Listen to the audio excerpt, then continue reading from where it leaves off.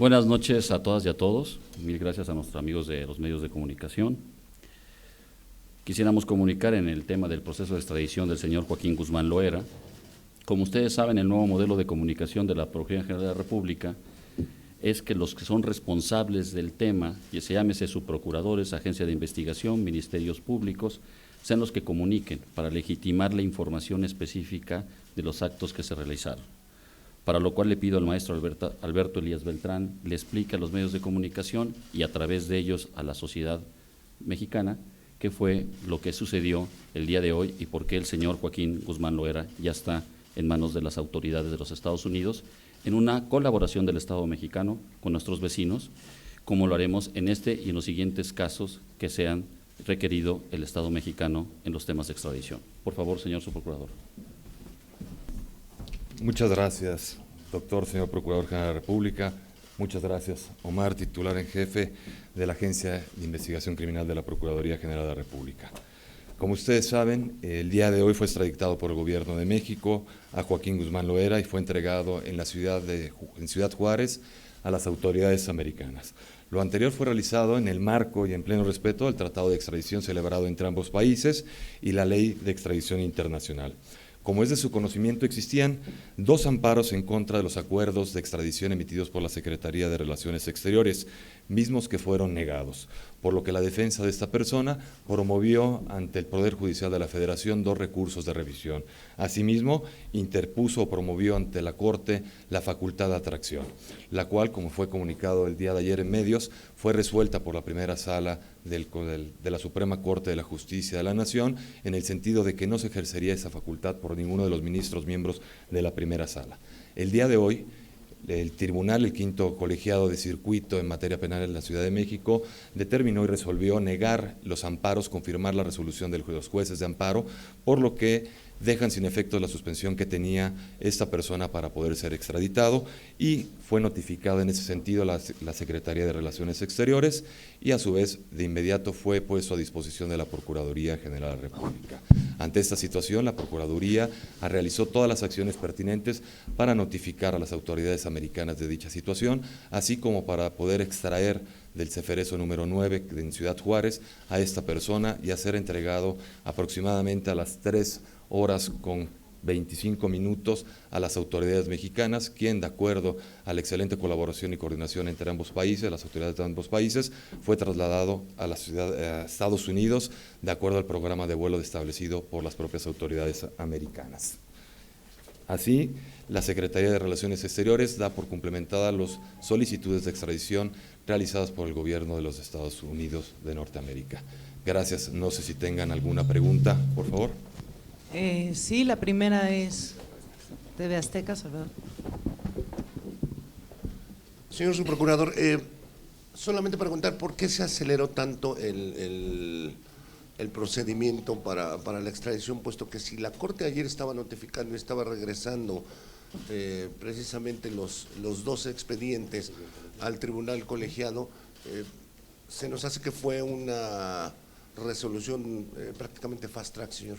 Si nos podría explicar a partir de ese momento o cuándo fue para que ustedes empezaran los trámites y le notificaran precisamente a través de la Cancillería y a los Estados Unidos que tendría que ser extraditado, señor. Mira, hay que entender, son 2 procedimientos distintos. Uno, los 2 recursos de revisión son con independencia de lo que pueda resolver la Corte, como fue el caso de la primera sala respecto de la facultad de atracción. Fue listado para efectos de poderse sesionar el día miércoles por parte de la primera sala, lo cual sucedió. Sin embargo, días anteriores ya había sido listado por parte del Tribunal Quinto Colegiado de Circuito que iba a ser listado. ¿Cómo sucede? Normalmente este quinto tribunal colegiado enlista los viernes los casos que va a resolver, ¿sí?, el día jueves. Y como ustedes saben, estos recursos de revisión ya venían trabajándose por el propio tribunal colegiado, por lo que no se agiliza o no hay ninguna motivación por parte del Poder Judicial de la Federación en cuanto resuelve la primera sala, no motiva de manera directa la resolución del quinto colegiado. Milenio. José Antonio Belmont, buenas noches. Su procurador, preguntarle un par de rápido temas. Si en cuestión tuvo algo que ver, mañana toma protesta un nuevo presidente electo en Estados Unidos, si tiene algo que ver este tema, o inmediatamente cuando tuvieron la resolución del juez fue que se tomó esta determinación.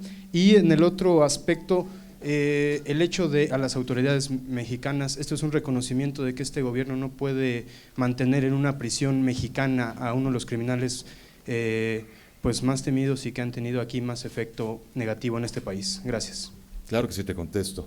Mira, respecto a la situación de que fuera entregado el día de hoy o no en otro día, nosotros, como ya te he comentado, el viernes fue el listado por parte del Quinto Colegiado Tribunal, la resolución.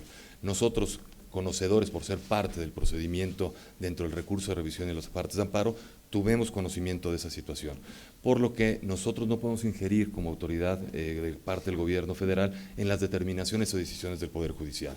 No tiene que ver nada. Hoy fue resuelto y nosotros, en términos del tratado internacional, teníamos que hacer la entrega inmediata de la persona solicitada por el gobierno de los Estados Unidos, lo cual, de no hacerlo, generaría responsabilidad de incumplimiento a las normas internacionales y en específico al tratado celebrado entre México y los Estados Unidos. Respecto al otro tema, no tiene nada que ver, estamos en pleno cumplimiento por parte de los términos de los tratados internacionales o el tratado bilateral en temas de extradiciones con el gobierno americano y con las normas internacionales para poderlo entregar. ¿Qué sucederá? Cuando termine de cumplir su sentencia en el gobierno de los Estados Unidos, regresará a México a continuar con sus procedimientos, como fue el caso que vimos ayer del señor Mario Villanueva. Mario Torres, Televisa. Buenas noches. Respecto a esto último que comentaba, que una vez que cumpla la sentencia en Estados Unidos, en México, ¿cuántas causas penales tiene todavía pendientes? Sabíamos que estaba cumpliendo una condena de más de 20 años de prisión, pero conforme fueron dándose el transcurso del tiempo, se fueron sumando más causas penales en su contra. ¿Qué va a pasar? ¿Se suspende? Mientras está en Estados Unidos, ¿se suspende ese tiempo que él debe permanecer en prisión? ¿O se va a acumular lo que va a pasar allá en Estados Unidos, el tiempo que esté allá, más lo que esté aquí en México, por favor? Claro que Gracias. sí, buenas noches. Mira, efectivamente tiene varios procesos pendientes esta persona que fue extraditado en el gobierno mexicano. Son 10 casos por diversos delitos, como pueden ser delitos contra la salud, delincuencia organizada, lavado de dinero, entre otros. Sin embargo, estos, como tú bien comentas, se suspenden en términos de la legislación mexicana.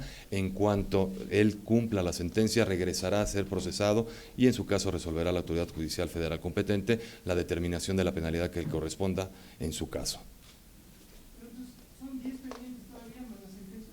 No, son 10 casos, 10 procesos que tiene pendientes en la justicia mexicana. Arturo Ángel, Animal Político. Muy buenas noches, su procurador. Solamente una cuestión respecto al proceso jurídico. Los dos procesos de amparo que finalmente fueron desestimados por los jueces tenían que ver con órdenes de extradición, una de Texas y la otra de California, pero el señor Guzmán Loera fue llevado a Nueva York. Entonces, si nada más nos puede explicar un poco, o ustedes tienen conocimiento, en qué corte de allá va a ser juzgado y por qué delitos será en todo caso procesado. Muchas gracias. Efectivamente, los acuerdos de extradición emitidos por la Secretaría de Relaciones Exteriores fueron por las Cortes de Distrito Federal, uno del oeste de Texas, otro fue por parte de la Corte de Distrito del sur de California. Sin embargo, como comentaba al principio, la decisión de dónde llevarlo para su internamiento es decisión del gobierno de los Estados Unidos y ellos determinarán qué procedimiento y ante qué corte deberá de presentarse, siempre y cuando se cumplan con las condiciones del Tratado de Extradición entre ambos países y la Ley Federal Internacional de Extradición de nuestro país. Procuraduría General de la República.